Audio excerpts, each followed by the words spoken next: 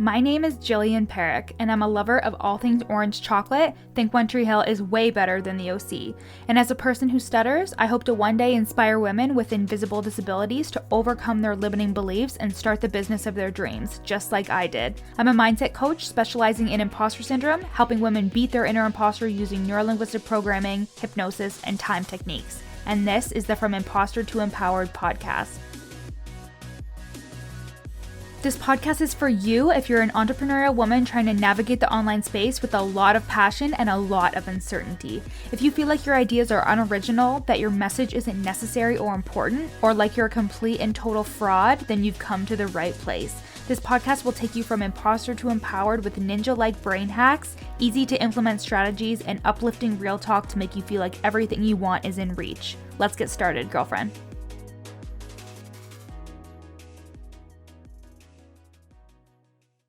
Hey everybody, welcome back to the pod. So today's episode is with Tess Wicks.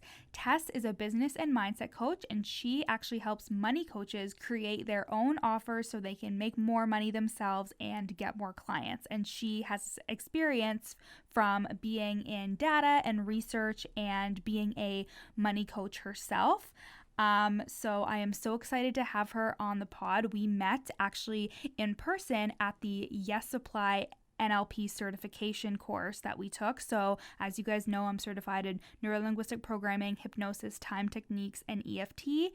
And she and I were actually in the same live class to get our certification. And that was back in January of this year. So January 2020. And we met and we hit it off right away. And the whole class was just amazing. So we stayed in touch and we actually did a podcast swap. So I'm going to be on her podcast as well. And she came on and talked all about her experience as a money coach and how she switched over to this niche of now helping money coaches. And we also talked about her own inner imposter and the types of things that she was experiencing becoming a new coach, and even stuff that she experiences now as a coach, because as we know, it never truly goes away. It's something that I think we're all impacted by no matter what stage we are in our business. And I hope you guys really enjoy this episode. There's some really great tangible money advice that she gives, and we just shoot the shit, and I hope you guys love it. Thank you so much for being here with us today, Tess. I'm so excited to have you.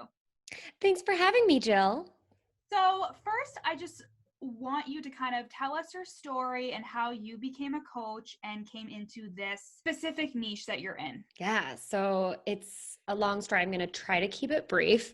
But ultimately, when I got into coaching, I really didn't know that coaching was a thing. Maybe I did, but I didn't think it was something I wanted to do. And so basically how it started was I had a podcast at the time. I still have the podcast. I just interviewed Jill on it. Yeah. Exactly. And right now it's called the Wander Wealthy podcast, and the topics have completely changed. But in the very beginning, it was the Words and Money podcast. And I started it because I had quit my job and I was like, I need to do something. And I had started a podcast the year earlier with my friends, and we were working on that, and I was like, okay, no, I can do something like this. And then I had also been working as a independent contractor with this content marketing company, doing like writing content. And just let it be known, previous to this, I was an actuary, which means I was someone who looked at a lot of data. I basically like ran these models and interpreted data and math and financial equations. So I really didn't think like I could do anything other than that, but I was really unfulfilled in my career path and that career path that I had chosen. And so I was just kind of exploring. And so through having started that podcast and having started doing this like content strategy thing that I was just like, I don't know, but the wonderful woman took a gamble on me.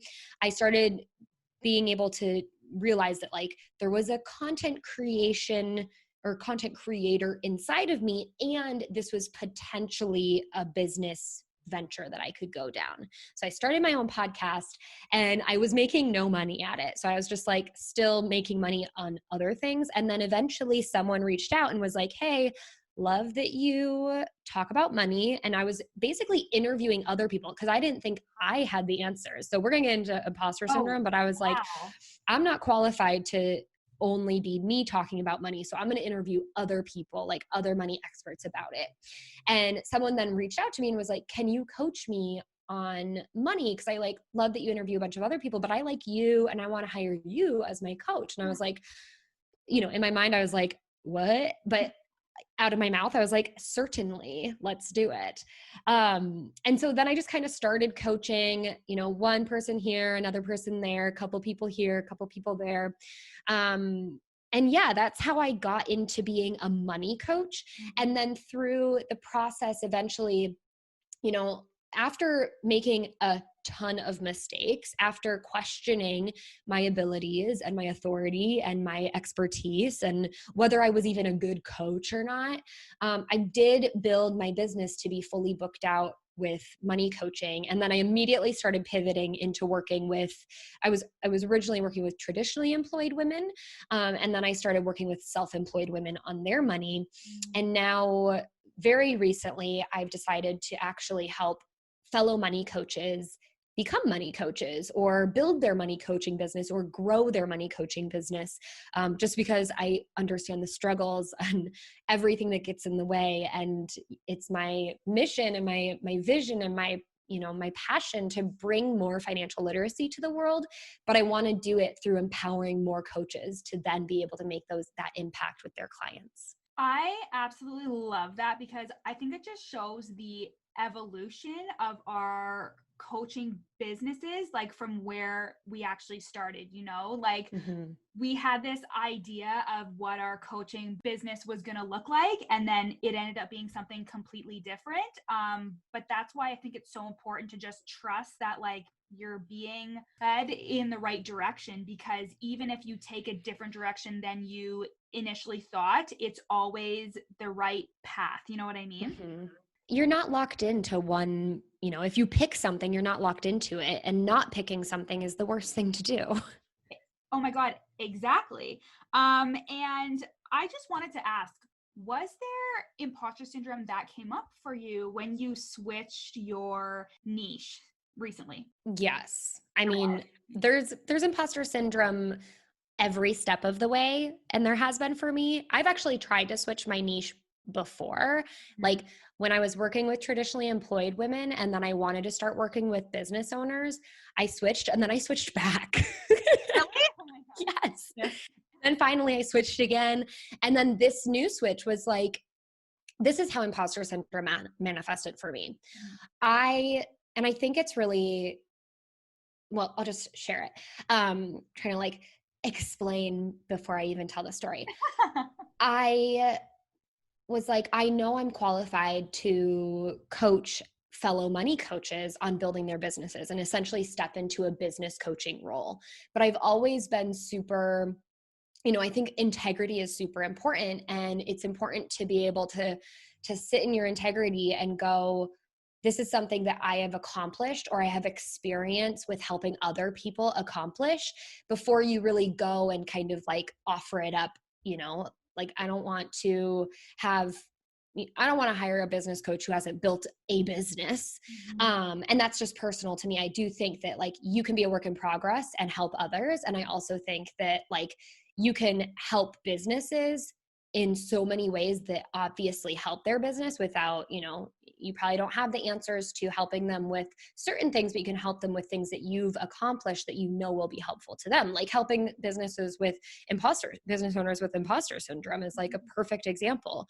And so when I was kind of making that transition, I was really scared to step into that because I was like, well, I don't know if I've built a successful business. And it's because my goals are constantly being recalibrated, right? So I'm constantly recalibrating my goals to what success means to me. And so what success means to me is obviously not what success means to a money coach just getting started, or who is even thinking about money coaching, or who is has been money coaching, but is a little bit frustrated with like only working with a couple of clients and not really knowing if this is a scalable business. And so I remember talking to my fiance and I was like, can I be a business coach if I don't like, if I'm looking at my business with a critical eye, being like, well, I haven't hit the marks that I wanted to hit, when my marks are so much higher because they've constantly been moving. Whereas the marks that I've hit, that's what people want to hit. And I can help them with that. Does that make sense? Yeah, totally. And like, I think we all have that kind of feeling like if I don't know it all, then I don't know anything. But it's like, Yeah. it's not the case at all. Like, we all have our certain like strengths and we all have our certain weaknesses. But why do we feel like we need to have all the knowledge Mm-hmm. until we can finally be good enough? And I think it just comes down to, again, that worthiness of like, am I good enough to do this? But the actual like validation doesn't come from anyone else. It has to come from within ourselves. Mm-hmm. Exactly. So, getting into specifically imposter syndrome, can you tell us about your experience with it when you started out as a new coach? I mean, it came up in so many different ways. And I think for me, a lot of it was, and especially, and I'm sure this comes up in a lot of other industries as well, but especially the money coaching industry, there is kind of this specific personality to people who want to become money coaches, in that, like, they like that there is an answer to everything. Like, there's right and then there's wrong. And it's very similar to how it's like an all or nothing type of thinking, is like, if I don't know everything, then I know nothing. And like money is like, well, if I'm going to help someone with this, this particular financial problem, then I should also know the answers to like everything that might come from that, or maybe the next steps that they want to go. And that definitely came up for me. And I think it's for like, from my past experience of working in the financial industry, I think it really comes up because there's so much regulation and so many, you know, things about like knowing it all, and having, I guess, like even just like being smart and being knowledgeable and having all the resources kind of figured out and at your fingertips. And that can get in the way and actually be very intimidating, that to the point where you know that you can help people, but you like trip over the starting line because you feel like you don't know enough to help people, when in reality, like, people don't want the answers to some of the more advanced questions that you probably shouldn't even be answering. Yes, absolutely. So, if you were to give like new coaches in your specific niche some beginning advice for helping them work through those types of feelings, what would you tell them? I think first and foremost is really just recognizing that where you're at, there's someone who sees you and wants to be there. And they're like, I don't know what she's doing, but she seems like she's got it going on. And maybe you've just started really figuring out your finances and you're in a good rhythm, or maybe you've healed your relationship with money because previously it was like terrible and you would avoid it, and now you can actually look at it. And maybe you're not debt free yet, but you're actually paying down the debt, and you have a really good relationship where you're showing up and you're following through and you're in integrity with yourself. That's when you know that you're ready. You can take on clients who want to have where you're at. And then as you advance, because again, your goals will constantly just like reevaluate themselves, or you will reevaluate them, then you're going to advance, and then you can help your clients advance too. So really, like, you just need to be one step ahead of your client to really take them on as a client, to be like, yep, I've been there, I've done that, or I've helped someone who was there and was able to accomplish that. So that's the number one thing, is just like coming to that realization yourself and not tripping over the start line. And the other thing I think that had really helped me was actually sitting down and deciding, like, what's my methodology here? And I Ooh, think when you can put it on paper and you can like claim it as like, this is a methodology, this is a blueprint, this is a process, this is a system, like, call it whatever you want, but determine what the steps are that you can like take on a platter and hand to your clients. And you're not giving away the magic inside by showing them what the methodology is or even what the steps are, because we're coaching, like where the magic happens in coaching is like the accountability, it's the support, it's the, wait, how do I do this specific thing?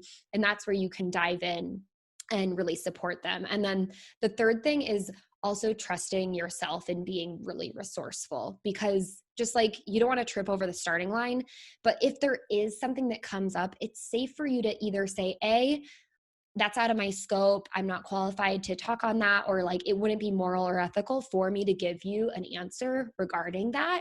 Like if someone has a tax question, like no money coach is qualified to answer the tax question unless they are a qualified tax preparer, or I don't know what you call it in Canada, but like a CPA. Yeah.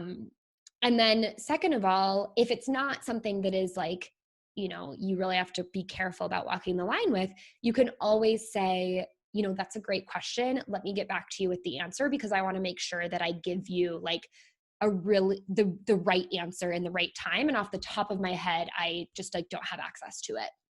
Oh, I love that one, because it's always like, again, we expect ourselves to know everything. And if we don't, that must mean that we're not qualified, right?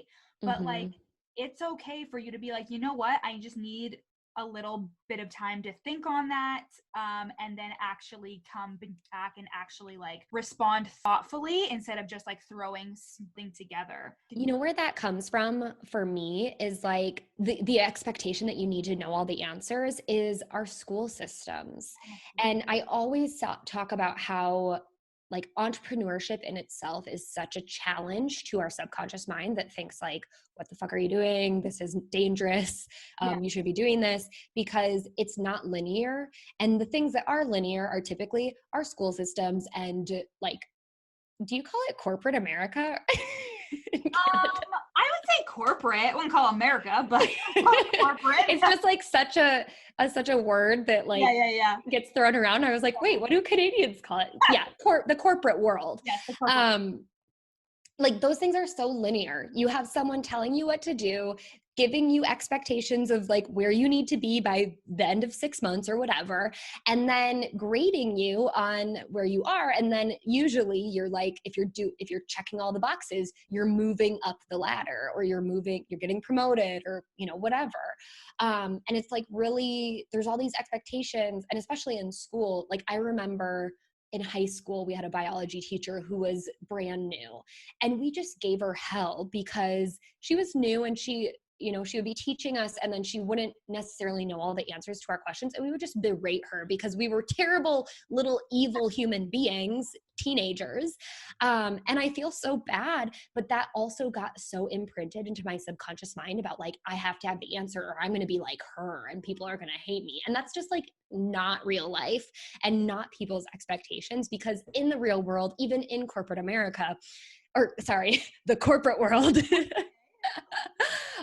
even in the corporate world, like it's never expected that all the answers. They're actually they encourage you to be resourceful, and that's what the real world is. But we get programmed with these beliefs that we have to have it like all memorized and know the answers right then and there. Yeah. And like just hearing you talk, it has me like thinking like it's not hard, it's just new. And I think if we looked at things that way, especially when you're like beginning your business and you're setting everything up and you're doing all these things for the first time, I think we have to like remember that it's not hard. It's just, you're just doing something new and you're just learning. Yeah. And I think instead of going the route, because I mean, I work technically in the corporate world, and I can see how people would get caught up in like, if they don't know the answer, like they're going to be judged, or people don't think that they know what they're talking about. Mm-hmm. And I think that really comes down to like your own ability to be okay with screwing up or making a mistake, because we Yeah. all will. Like it's all like we're all going to do it. And I think that really comes back down to that like fear of failure or rejection, because we all, at the end of the day, we just want to be accepted, we just want to be loved, and we're worried that like if we screw up, then that won't be the case. Yeah. So I love that you were talking about all that stuff. And like, I agree, you don't have to be a million steps ahead of someone to help them, because then you actually can't relate to them. So if you're just 2 steps ahead of somebody, you can help them. So I love that. Yeah, absolutely. So if you were to name your inner imposter, what would her name be, Tess? I love this. And I immediately went to the name that I would use when I would like go out and get drinks with my friends, and people would come up and be like, "What's your name?" And I would always tell people Vanessa. Vanessa, okay. And so I would love for like Vanessa to be my positive alter ego, but I don't think she is. I think she's my inner imposter. I also haven't used Vanessa for a long time, so she can stay in the past. So if you were to say, like, what type of things does she say to you, even now, like as an established coach, what things still come up for you? Mm. I think for sure the I'm constantly hearing from Vanessa that I need to know more. Like, I can't do this until I know the answers or I know the strategy. I can't offer this type of service or bigger picture coaching offer without knowing this really specific thing that like might not even come up. And so that's one big thing that I am constantly reminding myself that, Vanessa can shut it. Yeah. And like, I think it was really cool how you talked about having a certain like methodology to your coaching, because I think that's what helps you really feel like an expert and like an authority, because you have a certain way of doing things that is so unique to anyone else. Yeah. And I also think, in terms of my imposter syndrome, what comes up from Vanessa with like well, you don't know about this one specific thing is when you have a methodology or a process or steps, you can also point to them as like your boundaries or as your scope of work.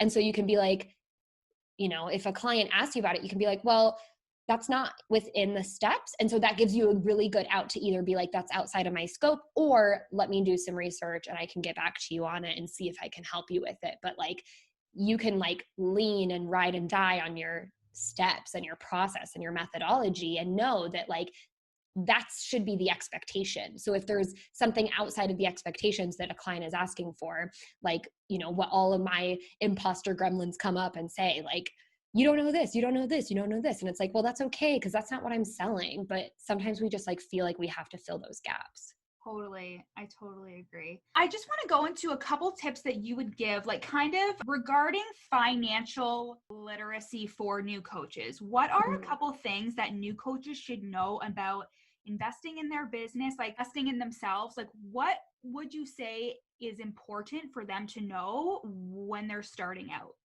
Mm-hmm. I think in terms of like some financial tips, and I'm going to get into my financial coaching mode because this is something that I'm very, very passionate about. First and foremost, you got to be charging for what you're offering. And I know a lot of people, especially if you're just starting out, you might want to do a couple pro bono. And I would say, if you're going to do it, cap yourself at 2. And the reason is because if you think about Parkinson's law says that you will fill up and take as much time as you give yourself. If like you have a task to get done and then you say, okay, I'm going to get it done by the end of this week, you will take the full week. If you say, I'm going to get it done by the end of today, you will take the full day. So however much time you give yourself or however many resources you allot to yourself, you will use those resources. The same goes with money, by the way. And so that's why if you're like really, feeling like an imposter to charge for your services, if you're going to do pro bono just to get the experience and the testimonials, like at the very least get the testimonials and get the feedback to learn how to tweak your methodology and what you're offering, cap yourself at 2, and then just tell yourself by the end of 2, I got to be ready to take money. And then when you start taking money, I think it's really important to set some of those dollars aside.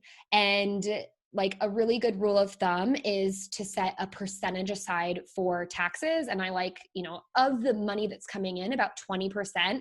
But you got to talk to your tax professional to make sure that you have a defined number. But when you're just starting out, especially, you have no tax history to base it off of. So go for a little bit higher number. People will say like 30 to 40%, but that's usually of your profit. So if you're looking at your revenue, that's a larger number. You need a smaller percentage. And I would actually do it of your revenue. So like if you make $100 working with a client, you should totally charge more. But if that's gonna be your starting price, make $100. Setting 20% aside means you're setting $20 aside. And again, Parkinson's law applies here. So if you say, okay, I'm just going to take this $100 and put it in a bank account, and then you're going out and you're deciding like to make investments in your business, you'll take that full $100 and you'll spend it. But if you take the 100 and you put $20 into a savings account so that you can cover your taxes, you will then only have 80 and you'll probably spend all the 80. We can get into more details about like separating that out even more so that you can actually pay yourself, you can actually have profit. But at the very beginning, like if you just want something simple, at the very least, save yourself the headache when it comes to tax time, because too many entrepreneurs make the mistake of not prepping for that. And that is the most important thing. When you make money, not all of it is yours. You have to pay taxes. So might as well set it aside at the beginning. And then if you save too much, God forbid, you get a bonus. You just take that extra money that you end up not owing and you can do whatever you want with it. Buy yourself a designer bag or take yourself on a vacation. So that's the second thing. And the third one is, let's see. Oh, I loved this one. I just heard this recently, and it revolves around actually sales calls and pricing and like making the sale. So if you're doing sales calls in your business, never assume that your client can't afford what you're offering. Like if you're like, okay, I used to charge 100 and now I want to charge 1,000 because I see that other people are doing it. My coach told me I need to raise my prices. I know I need to raise my prices, but I just don't think my clients can afford it. Never assume that. And I know that's easier said than done, but just give it a try and be on the sales call and give your price and just sit and don't say anything else. Like shut your lips and wait, because more likely than not, and this has always surprised me every time I've done it, which I've made the mistake it's in the past where I've talked myself down. Like I'll be like, so my fee is 1,500, but you can break it up into like 17 payments and you can just pay me over the next 3 years. And, you know, if you stop paying me, it's whatever. Like the struggle is so real with that. Oh my God, that's so relatable. Yes. Like, cause you want to make people feel safe and you want people to sign up to work with you. Totally. But if you just say, okay, this is my rate, my rate's 1,500, and you just let them talk, let them respond, you know, you're going to hear two things. One of two things. You're going to hear either, oh, okay, sounds good. And then you're gonna be like, crap, I should have charged more, but that's fine. Like you got it. Yeah. Or you're gonna hear, oh, okay, yeah, that's gonna probably be a stretch for me. And then you'll be like, okay, well, I also have a payment plan. This is what it looks like. How does that feel? Oh, okay, that definitely feels a little bit better. Let me think about it. And then you can be like, well, how can we make it work for you today? I just did one of these recently. We're in an unprecedented time as we record this, and you know, finances are stretched, but I'm also willing to work. And I think you can always be willing to work with someone, but get them locked in today, because, you know, giving them the time and the space and the time to get their budget together. And I'm not about like pressuring it, but I'm like, we validate that they really want it. And once we validate, they're like, no, I know I need this. I know I want to do it. Then I meet them halfway and go, okay, what will make sense for us to get this done so we can get you started? Because as the coach, I want them to work with me because I want to help them change their lives. Yes. And like, I feel like there's so much messaging right now around like, okay to sell, is it not okay to sell, and stuff like that. And that can create a lot of like anxiety for entrepreneurs. Yeah, exactly. And another really powerful thing I heard is like, you have to assume, whether their excuses like I don't have the money or I don't have the time, as a coach, you should be showing up and believing that they can make the money and they can make the time. Yeah. And like not validating that, oh yeah, you don't have the money, or oh yeah, you don't have the time. You should never leave the call being like, you're right, your excuse is valid, you are right. You should always leave the call with something for them to reach for, even if it doesn't end up that they're able to sign up for you, because even though it's a sales call, you're still the coach in that call. Yeah. And it's the coach's responsibility to see them hitting their goals. Yes. Wow. This is so good. What a great conversation that we have had today. Thank you so much. This has been amazing. And can you just tell us where on Instagram we can find you, your website, anything that you want us to know? Yes. Well, I was thinking in the middle of this that I loved this conversation. So I'm just so happy to have had the opportunity to come and share my story and share my inner imposter's name. And you can all find me at, of course, on Instagram. I'm at Tess_Wicks, Wicks. And I also, my website's wanderwealthy.com. It's kind of going through a little reno phase right now, but you'll find something if you go there. And you should check out the Wander Wealthy podcast because Jill is coming on, or she's already been on, depending on our upload schedules, but her interview is going to be there at some point, and you guys are going to love it. Thanks so much for listening to the From Imposter to Empowered podcast with me, Jillian Perrick. If you loved this episode, take a screenshot and share it on your Instagram story. And don't forget to tag me at Your Coach Jill. Of course, I'd love for you to rate the podcast 5 stars and leave a review. And if you screenshot your review and send it to me at Your Coach Jill on Instagram, I'll send you a free gift. At the very least, make sure you follow me on Instagram, again at Your Coach Jill, for tons of free content, strategies, and inspo. See you next time.